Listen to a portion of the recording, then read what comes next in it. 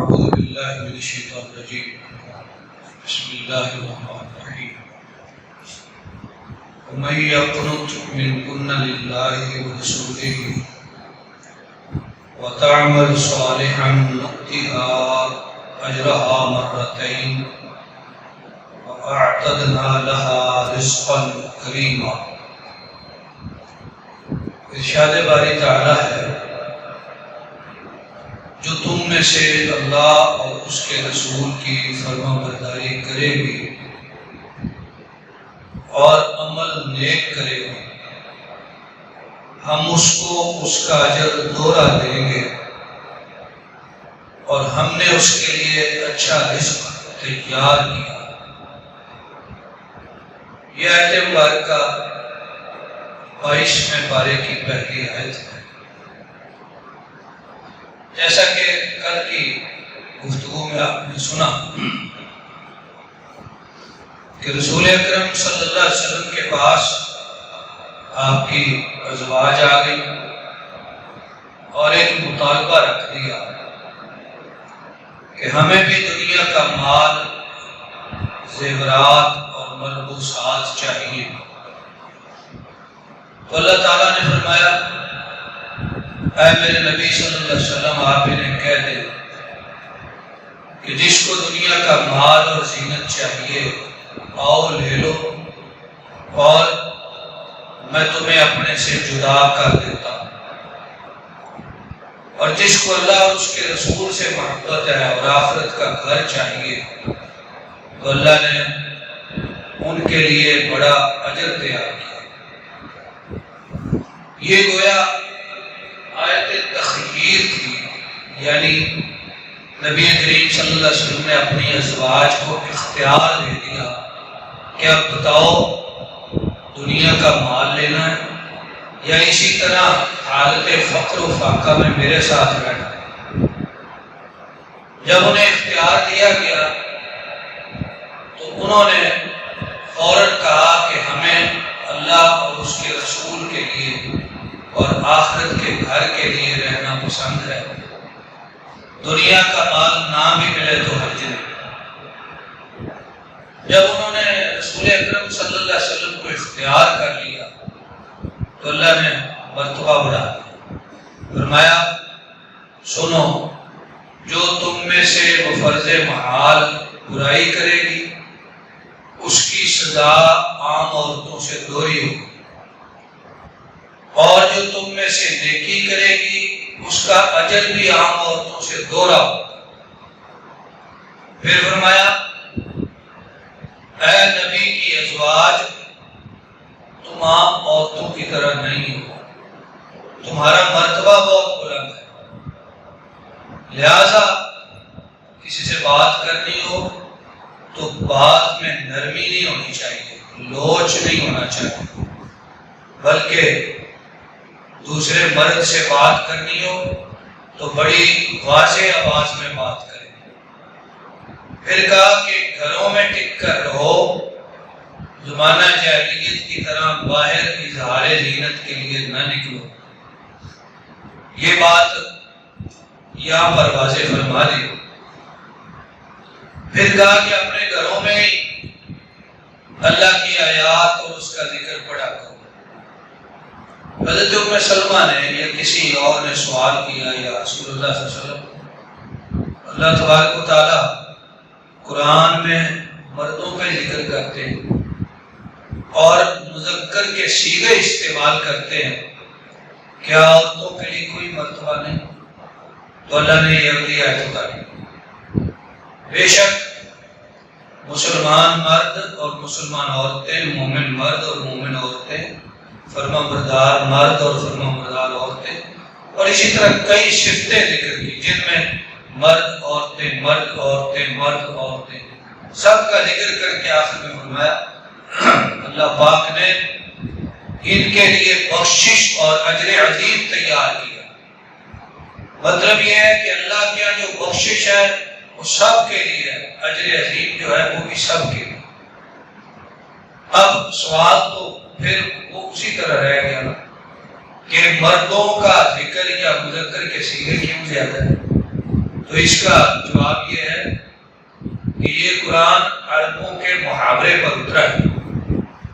عربوں کا محاورہ یہ تھا کہ وہ مذکر کے لفظ میں عورتوں کو بھی داخل کرتے تھے، مذکر کو مخاطب کرتے اور عورتیں بھی مخاطب ہو جاتے، الگ سے مؤنث کے صیغے نہیں بولتے تھے، اس لیے قرآن ان کے محاورے پر اترا ہے۔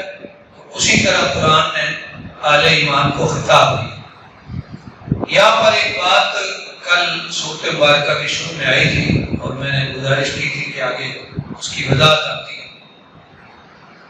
بات یہ ہے کہ نبی کریم صلی اللہ علیہ وسلم کے آزاد کردہ غلام تھے حضرت زید بن حارثہ، اور آپ کو بہت پیارے بھی تھے، اس لیے ان کی شادی کا معاملہ ہے تو نبی کریم صلی اللہ علیہ وسلم نے اپنی پھوپھی کی بیٹی حضرت زینب بنت جاش کے ساتھ ان کی شادی کا ارادہ کر لیا۔ اب حضرت زینب کے گھر والے کہنے لگے کہ ہم تو بڑے اعلیٰ خاندان کے ہیں اور یہ ایک آزاد کردہ غلام ہے، تو یہاں رشتہ کیسے ہو سکتا؟ اللہ نے آیت اتار دی کہ کسی مومن مرد اور عورت کو اختیار ہی نہیں کہ جب اللہ اور اس کا رسول کوئی فیصلہ کر دیں تو ان کی مرضی باقی رہے۔ لہذا ارشاد گرامی کا مطلب یہ ہے کہ تمہاری مرضی ختم ہو گئی، جو اللہ کے رسول نے فیصلہ کر دیا وہ قطعی ہو گیا، شادی ہو گئی لیکن نبھا نہ ہو سکا۔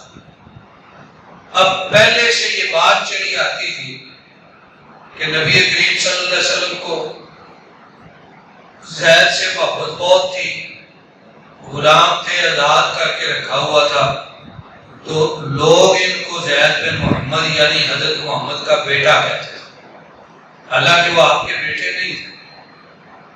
لہذا جب ان کا حضرت زینب کا نکاح نہ ہوا، علیحدگی ہو گئی، تو نبی کریم صلی اللہ علیہ وسلم نے چاہا کہ اب میں نے یہ شادی کروائی تھی، ان کے ہاں ناراضگی ہوگی کہ نبھا نہ ہو سکا، تو اب ان کی دلجوئی کے لیے اس سے بہتر کوئی طریقہ نہیں کہ زینب کے ساتھ اب شادی میں کروں۔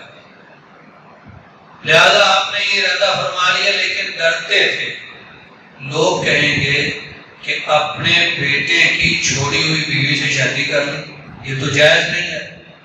تو اللہ تبارک و تعالیٰ نے یہ آیات اتاری کہ حضرت محمد صلی اللہ علیہ وسلم کا بیٹا نہیں ہے، اور فرمایا کہ جو منہ بولا ہو وہ رشتہ نہیں ہے، ختم ہو گیا، پہلے ہوتا تھا۔ جب یہ آپ کا بیٹا ہی نہیں ہے تو جو اس کی چھوڑی ہوئی بیوی ہے وہ بیٹے کی چھوڑی ہوئی بیوی کیسے ہو سکتی؟ لہذا اللہ نے فرمایا نہ صرف آپ کا ان سے نکاح جائز ہے، بلکہ اللہ فرماتے ہیں ہم نے آسمان پہ آپ کا اور ان کا نکاح کرا دیا۔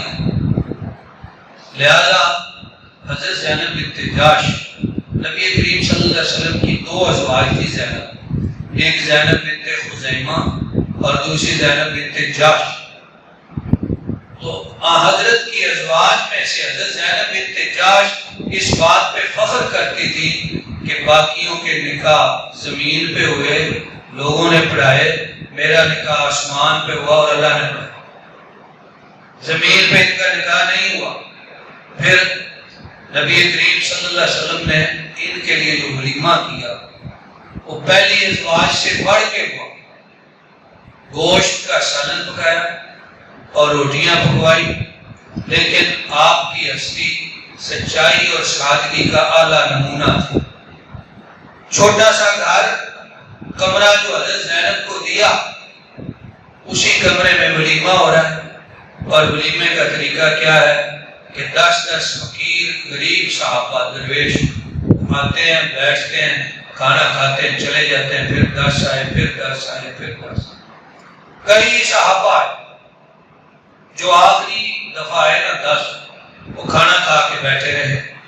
پہلے تو وہ بیٹھے رہے، کچھ سالن دوبارہ پکنے والا تھا، بیٹھے رہے، بعد میں کھانا کھا کے بیٹھے رہے۔ اب نبی کریم صلی اللہ علیہ وسلم چاہتے تھے کہ یہ چلے جائیں، لیکن وہ کوئی باتیں کر رہے تھے آپس میں، اللہ نے آیتیں اتار دی، فرمایا اہل ایمان تم نبی کے گھر نہ جاؤ کھانا پکنے کے انتظار میں، ہاں جب کھانا پک جائے تمہیں بلایا جائے تو آ جاؤ، اور جب کھانا کھا چکو تو چلے جاؤ، باتیں کرنے کے لیے وہاں نہیں بیٹھنا۔ نبی کریم صلی اللہ علیہ وسلم تمہیں یہ کہنے سے حیا کرتے ہیں کہ اٹھ کے چلے جاؤ، جبکہ اللہ حق بات بیان کرنے سے نہیں شرماتا۔ گویا نبی کریم صلی اللہ علیہ وسلم کے گھر کا ادب بھی اللہ نے بیان فرما دیا کہ حضور کے گھر میں آنا کیسے ہے اور بیٹھنا کیسے ہے، اور پھر جلدی سے چلے بھی جانا۔ اللہ نے نبی گھرانے کا ادب بیان فرمایا۔ اندازہ فرمائیے پروردگار کو اپنے محبوب سے کتنی محبت ہے۔ آپ کی ہستی کے بارے میں ہر ادب انسانوں کو تعلیم فرما دی۔ کہیں یہ فرمایا حضور کی مجلس ہو تو تم میں سے کوئی اونچی آواز سے نہ بولے، آپ کی مجلس میں بالکل آہستہ آواز سے بولے، اس طرح کئی اداب بیان۔ یا پروردگار عالم نے وہ آیت مبارکہ بھی بیان فرمائی کہ جس میں حضور کی بڑی عظمت ہے، فرمایا اللہ اپنے نبی پہ رحمت نازل فرماتے ہیں اور فرشتے دعائے رحمت کرتے ہیں، اہل ایمان تم میرے نبی پر درود اور خوب سلام پڑھا کرو۔ اس کا اللہ پاک نے یہاں پہ حکم فرمایا۔ پھر فرمایا نبی کی بیویوں سے جب تم نے کوئی چیز مانگنی ہو تو پردے کے پیچھے سے مانگا کرو، ذالکم اطہر لقلوبکم وقلوبہن، اس سے تمہارے دل بھی پاک رہیں گے، ان کے بھی پاک رہیں۔ صحابہ کرام اس امت کے سب سے نیک مرد تھے، اور نبی کریم کی ازواج اور صحابیات اس امت کی سب سے نیک عورتیں تھیں۔ پھر بھی فرمایا کہ جب بھی ملنا ہو، کوئی کام ہو، کوئی بات ہو تو پردے کے پیچھے سے، بے پردگی نہیں، کھلے منہ نہیں۔ فرمایا اس سے دلوں کی پاکیزگی ہوگی۔ جب ان لوگوں کے دلوں کی پاکیزگی پردے کے ساتھ ہے تو آج کی عورتوں کے لیے بالولا ہے۔ آج کی عورتوں میں سے بعض کے ذہن میں شیطان نے ایک وسوسہ ڈالا ہوا ہے، وہ کہتی ہیں چھوڑے نہیں چہرے کی بات نہیں، اصل پردہ دل کا ہوتا ہے۔ یہ وسوسہ شیطان نے ڈالا۔ جب نبی کی بیویوں اور نبی کی بیٹیوں کے لیے پردہ دل کی پاکیزگی کا باعث ہے تو آج کی ایسی عورتوں کے لیے کیوں نہیں ہے؟ یہ پاکیزگی کا باعث ہے۔ اور ایسی حجتیں اور دلائل گھڑے جاتے ہیں شیطان کے وسوسے سے۔ تو یہ باتیں اللہ تعالیٰ نے یہاں پہ بیان فرمائی، پردے کے احکام بیان فرمائے، اور فرمایا ایمان والو نبی کریم صلی اللہ علیہ وسلم کو اس طرح ایذا نہ دینا جس کا بعض لوگوں نے حضرت موسیٰ کو ایذا۔ ہاں حضرت کی ذات کو تکلیف نہ پہنچائی ہے، آپ کی ازواج کو تکلیف نہ پہنچائی ہے، آپ کے اصحاب کو تکلیف نہ پہنچائی ہے، اور آپ کے کسی فعل پر تکلیف دہ اقوال کا اظہار نہ کیا جائے۔ فرمایا جس طرح حضرت موسیٰ کی قوم نے حضرت موسیٰ کو تنگ کیا تھا، تمہیں اجازت نہیں ہے کہ نبی کو تنگ کرو یا ایذا پہنچاؤ۔ فرمایا ایسا نہ ہو کہ تمہارے عمل ضائع ہو جائے اور تم پر اللہ کی لعنت ہو جائے۔ تو ان مضامین کے ساتھ سورہ الاحزاب کا اختتام ہوا۔ دوسری صورت ہے سورہ سبا، مکی صورت ہے۔ سبا اصل میں ایک بستی کا نام ہے جس کے نام پہ یہ صورت ہے۔ عرب کے انتہائی جنوب میں جہاں اب یمن کا ملک آباد ہے وہاں پہ سبا کی بستی ہوتی تھی۔ یہ بات قابل ذکر ہے کہ عرب میں سبا نام کا، یمن میں سبا نام کا ایک شہر اب بھی ہے، لیکن مورخین اس بات پہ متفق ہیں کہ یہ وہ نہیں ہے۔ وہ سبا کی بستی اسی علاقے میں تھی، لیکن اس سے ذرا ہٹ کے صنعاء اور عدن کے درمیانی علاقوں میں۔ ایک تو اس بستی کا تذکرہ قرآن کریم نے سورۃ نمل میں فرمایا، جہاں تھوڑا اشارہ گزرا تھا کہ حضرت سلیمان نے جانوروں کی حاضری لگائی تو ان میں ہدہد نہیں تھا۔ فرمایا تم کہاں گئے تھے جب آیا؟ کہا جی میں ایک شہر سے ہو کے آیا ہوں، نام اس کا سبا ہے، وہاں ایک عورت بادشاہ ہے اور وہاں کے لوگ اللہ کی بجائے سورج کو سجدہ کرتے۔ تو اس بستی کا ایک تو تذکرہ وہاں پہ گزرا۔ دوسرا اس زمانے کے بعد بھی اللہ تبارک تعالیٰ نے اس بستی کو بڑی رونق اور ترقی عطا فرمائی تھی۔ یہاں قرآن کریم یہ بیان کرتا ہے کہ یہاں پہ انڈسٹریاں قائم تھی اور یہاں پہ برتن بھی بنتے تھے، یہاں پہ لباس بنتے تھے، یہاں پہ زریں بنتی تھی، اور یہاں سے مکہ شمال میں، اس سے آگے شمال میں مدینہ، اس سے آگے شمال میں ملک شام، اور دوسری طرف ان کے دوسرے علاقے تھے۔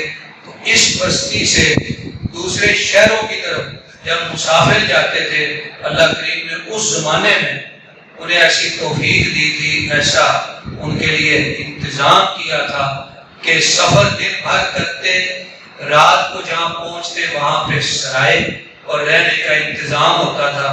اور دوسرا، اس بستی سے نکلنے والے راستوں پر میلوں تک رات کو چراغ جلائے جاتے تھے تاکہ اندھیرے کی وجہ سے کوئی مسافر راستے سے بھٹک نہ جائے۔ قدیم زمانے میں اس شہر کو ایسی ترقی ملی ہوئی تھی کہ وہاں فصلیں بھی خوب ہوتی تھیں اور پھل بڑے عمدہ ہوتے تھے، لیکن انہوں نے اللہ کے پیغمبروں کی نافرمانیاں کی، رب کو جھٹلایا، اور ایسے عجیب لوگ واقع ہوئے، کہنے لگے پروردگار جس طرح دوسرے لوگوں کو سفروں میں تکلیفیں آتی ہیں ہمیں بھی آنی چاہیے۔ حالانکہ رسول اکرم صلی اللہ علیہ وسلم نے ہماری امت کے لیے اس بات کی واضح ہدایت فرمائی، فرمایا کوئی بندہ اللہ سے تنگی نہ مانگے، ہمیشہ اللہ سے معافی مانگو، صحت مانگو، عافیت مانگو، کوئی اللہ سے تنگی اور تکلیف نہ مانگے۔ وہ کہنے لگے یا اللہ ہمیں تنگیاں دے دے۔ پھر ایسا ہوا کہ اس زمانے میں حالانکہ عرب کا علاقہ پانی کے سٹور سے محروم ہے آج بھی، کہ وہاں پانی جمع نہیں کیا جاتا، وہاں پہ اس زمانے میں ایک بہت بڑا بند تھا جیسے آج ڈیم ہوتے ہیں، اور اس کا نام قرآن نے سد معارف ذکر کیا ہے۔ اس بند میں ان کا پانی جمع ہوتا تھا اور سال میں جب چاہتے فصلوں کو لگاتے تھے، لیکن جب وہ نافرمان ہوئے اللہ کے حکم سے وہ بند ٹوٹ گیا، سارا پانی نکل گیا اور پورے علاقے میں پھیل گیا، فصلیں تباہ ہو گئی، مکان گر گئے اور اس بستی والے عذاب میں مبتلا ہو گئے۔ پھر اس بستی کو وہ رونق نہ مل سکی جو اس زمانے میں ہوا کرتی تھی۔ سبا کی بستی کے تذکرے پہ مشتمل اس سورۃ مبارکہ کے بعد اگلی سورت کا نام ہے سورہ فاطر، اور یہ بھی مکی سورت ہے۔ فاطر کا معنی پیدا کرنے والا۔ اس میں اللہ تعالیٰ نے اپنی صفتیں بیان فرمائی۔ سب سے پہلے فرمایا اللہ کی حمد ہے جو فاطر ہے آسمانوں کا اور زمین کا۔ فاطر کا معنی پیدا کرنے والا، اور وہ اللہ فرشتے پیدا کرتا ہے، اور اللہ نے فرشتوں کے پار بنائے ہیں، 2 2 3 3 4 4، اور وہ اللہ جو ہے اس نے تمہیں بھی پیدا کیا۔ اس اللہ نے ہوائیں چلائی اور ان ہواؤں سے پھر بادل آئے، پھر بارش برسائی، اور مردہ زمین کو اللہ نے زندہ کر دیا۔ اس اللہ نے تمہیں بھی بنایا، مٹی سے اور نطفے سے بنایا، پھر تمہارے جوڑے بنائے، اور کسی کو عمر لمبی ملتی ہے، کسی کو عمر چھوٹی ملتی ہے، جس کو جو بھی عمر ملتی ہے اللہ کے ہاں کتاب میں لکھی ہوئی ہے۔ پھر فرمایا اللہ وہ ہے جس نے تمہارے لیے 2 طرح کے پانی پیدا فرمایا، ایک میٹھا پانی جو تمہارے پینے کے کام آتا ہے، اور دوسرا کھارا پانی جو سمندروں میں کھڑا ہے، جس میں تم کشتیاں چلا کے سفر کرتے ہو اور ایسی لمبی مسافتیں طے کرتے ہو کہ اس کے علاوہ تم طے نہیں کر سکتے۔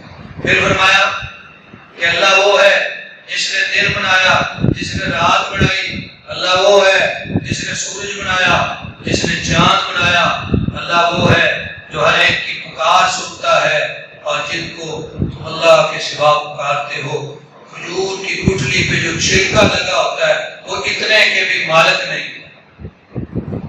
تم انہیں پکارتے رہو اللہ کے سوا جنہیں پکارتے ہو، فرمایا قیامت تک وہ تمہاری پکار سن نہیں سکتے، اور اگر سن لیں تو تمہاری دعا کو قبول نہیں کر سکتے۔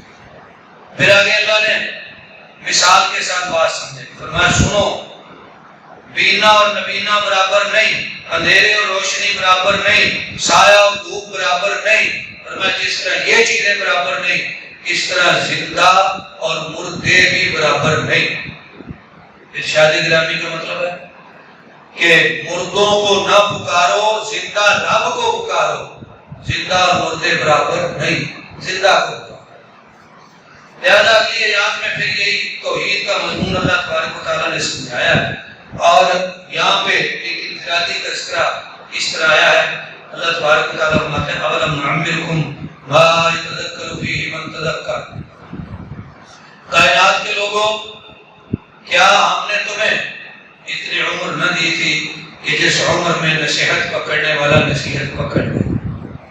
حدیث میں آتا ہے، بخاری کی حدیث ہے، رسول اکرم صلی اللہ علیہ وسلم فرماتے ہیں کہ جس بندے کو اللہ تبارک و تعالیٰ نے 60 سال عمر دے دی، ایک سے زیادہ، اللہ نے اس کے سارے عذر ختم کر دیے۔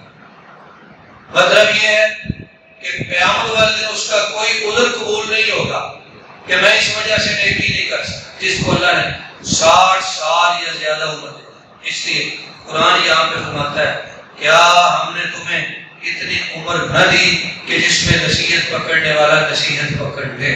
انسان کو اللہ نے جتنی عمر دی ہے یہ اس کے لیے غنیمت ہے۔ لام اللہ ختم ہونے والی پہلے بارے میں فرمایا کہ لوگ چاہتے ہیں 1000 سال عمر مل جائے، اللہ نے فرمایا اگر مل جائے تو اس نے بھی ختم ہونا ہے۔ اگر 1,00,000 برس جیے، شاید کہتا ہے اگر 1,00,000 برس جیے تو پھر مرنا ہے، پیمانہ عمر ایک دن بھرنا ہے۔ آ گیا موت کا فرشتہ، دوسروں سے تو پوچھتا نہیں، لیکن انبیاء کی ہستی کا ادب ہوتا ہے، اللہ نے فرمایا نبیوں سے پوچھنا میں بتانا۔ نبی موسیٰ علیہ السلام کے بعد فرشتہ آ گیا، آپ کی موت کا وقت آ گیا، آپ نے اس کو ایک تھپڑ رسید کیا، واپس چلا گیا۔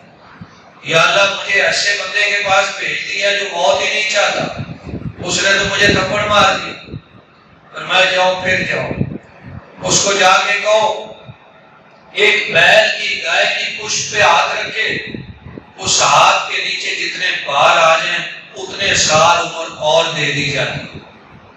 کہا یا اللہ اس کے بعد کیا ہوگا؟ فرمایا اس کے بعد پھر موت۔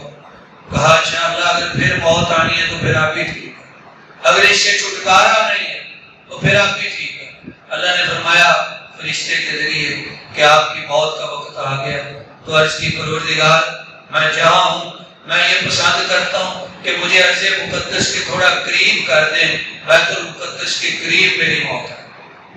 امام بخاری رحمہ اللہ نے بخاری شریف میں جہاں یہ حدیث ذکر کیا وہاں انہوں نے یہ باب قائم کیا، مسئلہ عرض کیا کہ کوئی بندہ یہ خواہش کر سکتا ہے کہ اسے کسی پاک علاقے میں مقدس زمین میں موت آئے۔ اور ترمذی شریف کے حدیث ہے، صحیح حدیث ہے، رسول اکرم صلی اللہ علیہ وسلم فرماتے ہیں کہ تم میں سے جو کوئی مدینہ منورہ میں فوت ہوگا میں اس کے لیے روزے قیامت سفارش کروں گا۔ اس لیے کسی عرض مقدس میں جس کو مقدس قرآن اور حدیث نے قرار دیا، لوگوں نے نہیں، وہاں موت کی خواہش کرنا یہ اچھی بات۔ سورۃ مبارکہ کے آخر میں فرمایا وَلَوْ يُؤَاخِذُ اللَّهُ النَّاسَ بِمَا كَسَبُوا مَا تَرَكَ عَلَىٰ ظَهْرِهَا مِن دَابَّةٍ۔ کائنات کے لوگوں اللہ کی مہربانی ہے کہ وہ تم پہ نرمی کرتا ہے۔ اگر تمہارے گناہوں کی وجہ سے، تمہارے کرتوتوں کی وجہ سے اللہ تعالیٰ تمہیں ساتھ ساتھ پکڑنا شروع کر دے، پھر یہاں زمین پہ چلنے والا کوئی نہ رہے، سارے مارے جائیں۔ اس کی مہربانی ہے کہ تمہاری غلطیاں دیکھ کے برداشت کر کے تمہیں مہلت دیتا ہے تاکہ اگلی زندگی میں تم توبہ کرو۔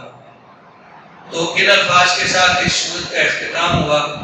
چند آیات سورہ یاسین کی آج کے اس پارے میں آتی ہیں۔ سورہ یاسین مکی سورت ہے، بعض روایات میں فرمایا گیا ہر چیز کا ایک دل ہوتا ہے اور قرآن کا دل سورہ یاسین۔ اور ایک حدیث میں فرمایا جو قریب المرگ ہے نا، قریب المرگ، ان کے پاس سورہ یاسین پڑھا، یعنی زندہ بندہ جو فوت ہو رہا ہے، مریض ہے، اس کے پاس سورہ یاسین پڑھو۔ اس پہ ہمارا عمل نہیں ہے، ہمارا عمل اس پہ ہے کہ مر جائے بعد میں پڑھو۔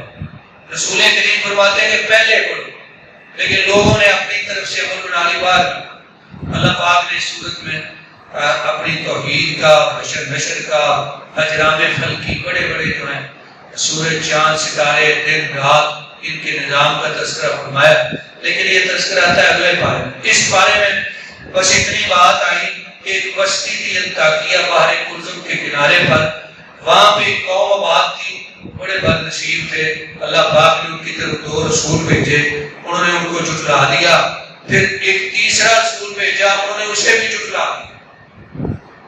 جب 3 رسولوں کو جھٹلایا، ان میں سے ایک بندہ کھڑا ہو گیا، وہ نبی نہیں تھا، عام امتی تھا، وہ اٹھ کے کہنے لگا اے میری قوم، رسولوں کی بات کیوں نہیں مانتے؟ یہ تم سے کوئی اجر نہیں مانگتے، یہ اللہ کی باتیں تمہیں سناتے۔ تو جب اس کی بات سنی، قرآن کہتا ہے جا من اقصی المدینہ رجل یسعی، شہر کے پرلے کنارے سے وہ دوڑتا ہوا شہر کے درمیان آیا اور اس نے کہا میری قوم ان کی پیروی کرو، ان کی بات کیوں نہیں مانتے؟ تو قوم نے بجائے اس کی بات ماننے کے اسے قتل کر دیا۔ اس کے بعد کیا ہوا؟ اس اللہ کے نیک بندے کے واقعات کا باقی حصہ اگلے پارے میں چلا گیا۔ 22ویں پارے کا یہاں پہ اختتام ہوا۔ کل انشاءاللہ 23ویں پارے سے مضامین کا آغاز ہوگا۔ اللہ تبارک و تعالیٰ سے دعا ہے اللہ کریم ہمیں اپنی پاک کتاب کو سمجھنے اور اس پر عمل کرنے کی توفیق عطا فرمائے۔